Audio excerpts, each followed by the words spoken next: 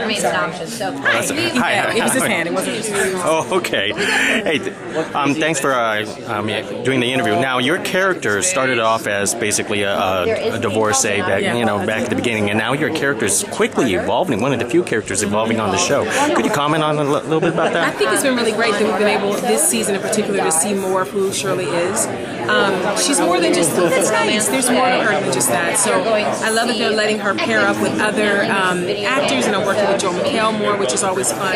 So it's been a great experience, and there's more to come. Like we have 10 or 12 more episodes. And where they're going to take your character from here now? Well, she's going to explore the business side, because for the first 3 years, I felt like she was more of a supporting character in everyone else's adventures.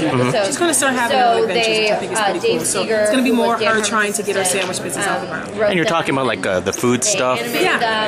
And are you personally a food person? Do you like to cook and eat? Or? Well, you can look at me and tell I do enjoy eating, but I'm not a foodie. I don't have that gourmet skill. Like I'm just kind of regular meatloaf, potatoes, regular heartland Ohio type food is what I like. So. Okay. And just one last question.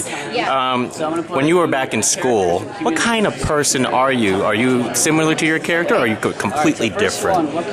I was such a bookworm when I was in school. I loved to study. I was kind of more like Annie in that I really loved to study. It was important to me to get A's, and I was on scholarship in college, so if I didn't get my 3.5, I was not going to put my money to continue going to school, so I was very serious about school. So that's I was kind of like Annie.